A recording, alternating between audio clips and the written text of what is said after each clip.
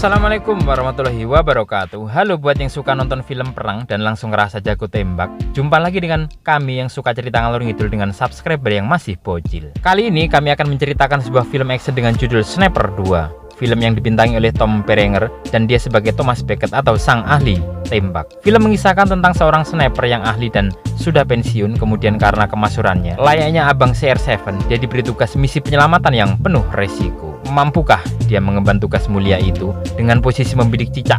Marilah kita ikuti alur kisahnya. Kisah diawali di sebuah hutan belantara. Terjadi pengintaian dengan beberapa tentara terlibat. Tiba-tiba terjadi tembakan yang tak jelas arah tujuannya. Jesus! Berlanjut di sebuah tempat di hutan, hiduplah mantan sniper. Dia adalah Thomas Becket, yang mana saat ini dia dibebas tugaskan dari militer karena jari telunjuknya cedera akibat perang, namun dia tetap tangguh dalam menembak. Hari itu dia yang disewa sebagai pemburu hendak resign karena ada tugas baru dari CIA dan dia bergegas pergi. Setelah menempuh perjalanan beberapa saat, sampailah dia di suatu markas atau rumah sebut saja. Dia di sana bertemu dengan Kolonel McKenna dan agen CIA Bapak James Eccles. Di sana, Becket hendak diberi tugas baru karena kecerdikannya sebagai sniper. Awalnya dia menolak meski sudah dirayu. Setelah itu mereka jelaskan kenapa memilih Becket dan tugasnya adalah menghabisi seorang jenderal laknat. Dia adalah Maulik Valstoria, yang mana Valstoria orang yang melakukan pembersihan etnis muslim di perbatasan Balkan. Di sana, Becket juga diberitahu bahwa di misi ini akan ada bantuan dari kelompok separatis di Gilau. Kemudian Becket mengajukan syarat. Dia mau asalkan pangkat kemiliterannya dikembalikan. Setelah deal, Becket meminta partner pengintai di misinya dan mereka pun bubar.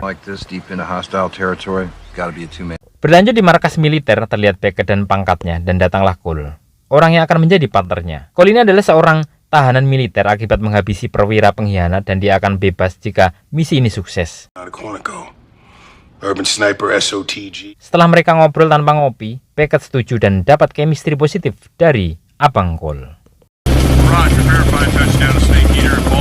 Misi pun dimulai. Becket dan Cole diantar dengan helikopter menuju ke pegunungan Snake Eater. Di tempat tujuan mereka diberi kontak atau mata-mata dari separatis dan dia dapat senjata serta foto-foto sasaran yaitu Valstoria. Setelah mendarat, mereka bergegas pergi ke gereja Saint Stephen untuk bertemu dengan mata-mata. Sesampainya di gereja, dia tetap waspada dan muncullah wanita cantik yang bernama Sophia. Dan dialah mata-mata itu. Cole sempat terkaget karena cantiknya Sophia, kemudian mereka diberi data tersangka.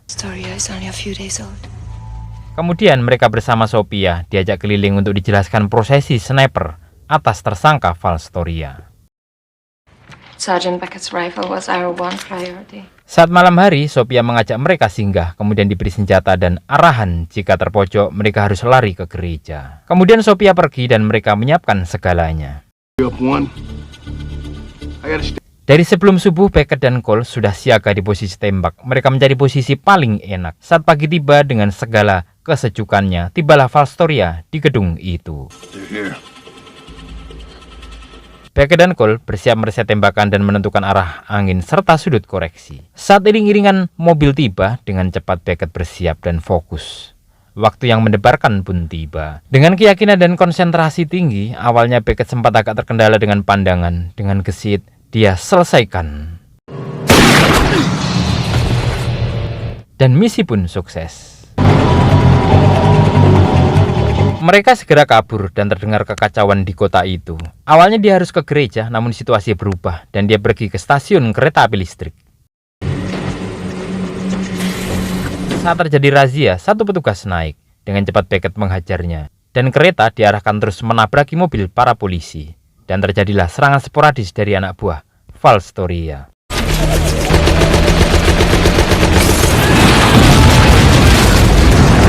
Saat mereka turun dari kereta, tiba-tiba Cole merubah arah dan di posisi ini Cole tertangkap.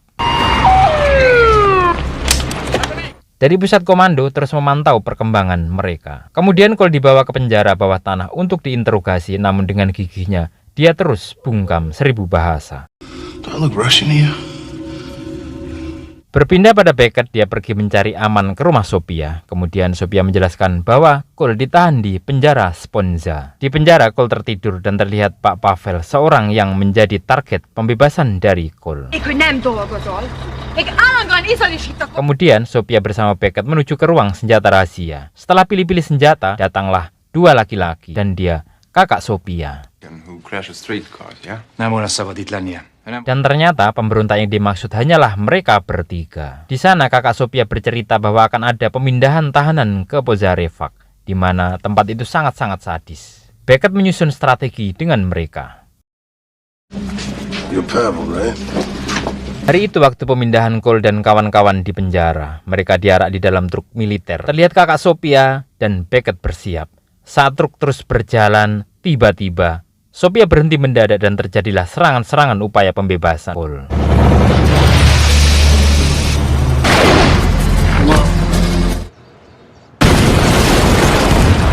Saat ini mereka nampak berhasil. Cole dan kawan-kawan dibawa pergi. Di dalam mobil, Beckett heran dengan hadirnya Pak Pavel. Namun dengan tegas Cole menjawabnya. Di markas nampak menyiapkan misi penjemputan kepada Beckett dan Cole. Sesampai di pabrik besi, mereka segera mencari tempat aman. Namun tiba-tiba serangan tank menghadangnya. Kakak Sophia tewas di sana. Saat bersembunyi, diketahui Pavel ini adalah kritikus pemerintah yang sedang diburu. Saat itu kakak Sophia yang tua berniat menghadang musuh. Dan dengan gagah berani, dia lawan musuh-musuh itu. Di markas mereka mendapat kabar bahwa Cole kabur bersama seseorang yang berharga bagi kelompok Jenderal Valstoria. Mereka terus berlari dan di tengah hutan Pavel meminta mampir ke temannya bernama Nauzat yang bertempat di kamera yang jaraknya sekitar 10 meter. Di sini Sophia diminta kembali untuk melanjutkan perjuangan. Sesampai di rumah Nauzat, mereka meminta bantuan untuk ke perbatasan. Kemudian Nauzat mengarahkan naik bus ke Krizevki. Di markas, mereka terus memantau berita Beckett. Berpindah ke Beckett, mereka naik bus bersama menuju perbatasan. Di dalam bus, Pavel sedikit berdebat dengan Beckett karena meyakini bahwa perdamaian tak harus dengan senjata. Setelah itu mereka dikejutkan dengan razia di tengah hutan. Terlihat tentara-tentara itu bergerilya mengecek satu persatu kendaraan. Saat tiba di bus, mereka hanya menemukan kalung dan terlihat Beckett beserta kawan-kawan telah pergi ke arah perbatasan. Berpindah ke kantor militer, mereka mendapat kabar pergerakan militer ke perbatasan, yang mana ini tanda bahwa Beckett dan Cole akan segera kembali. Sesampai di dekat Siman atau kota perbatasan, terlihat pergerakan musuh. Beckett juga menanyakan pada Pavel apakah ada membahas Siman dengan Nauzat. Karena Beckett mencurigai adanya kebocoran informasi kepergian mereka. Terlihat iring-iringan mobil militer penghadang dan seorang sniper masuk ke ruang bawah tanah. Saat di tengah hutan terjadi serangan-serangan dari musuh-musuh dan Pavel hampir tewas. Cole dan Beckett terus beraksi. Beckett mengajak Cole ke kota karena di situ sudah terkepung musuh dan mereka pergi. Kemudian mereka bertiga menyamar menjadi musuh dengan menutup kepala dan dengan cepat mereka sampai ke ruang bawah tanah. Di sini Beckett merasa ada musuh atau sniper lain dan benar saja ranjau terlihat diledak. Kemudian Beckett segera atur strategi. Cole diminta pergi mengantar Pavel duluan ke perbatasan. Beckett menjaga di belakang. Beckett dengan pancingannya mampu mengetahui lokasi lawan. Cole dan Pavel terus bergerak dan Cole cerita harusnya hari ini dia mati karena kena hukuman mati itu. Kelompok lawan terus bergerak dari luar Siman. Kemudian dengan cermin Beckett pantulkan wajahnya. Sniper lawan menembaknya. Arah tembakan ini diketahui oleh Cole. Dengan cepat Cole tembak. Namun saat itu Cole terlihat gegabah dengan terus menembaki. Karena hal ini bisa diketahui lawan. Dan benar saja, saat Cole berlari, satu timah panas masuk ke dada Cole. Pavel berusaha menolong Cole. Dan Beckett yang terus memantau posisi lawan. Kemudian Beckett memasang bahan peledak pancingan. Dengan hati-hati, dia intai terus dan diledakkannya. Saat itu lawan terpancing. Dengan sangat cepat, Beckett tembak dan lawan ini dilumpuhkan dengan indah. Setelah lawan tewas, terlihat heli penjemput. Dengan susah payah Cole dibopong ke heli. Saat heli berangkat, terlihat kendaraan militer bergerak mendekat. Namun, mereka terlambat. Heli itu sudah pergi dengan cepat. Diakhiri dengan tewasnya Cole, film pun usai. Film ini memberitahu hati-hati memilih kawan dan selalu waspada setiap saat. Kami terima kasih dan undur diri. Sampai jumpa di film-film selanjutnya. Wassalamualaikum warahmatullahi wabarakatuh.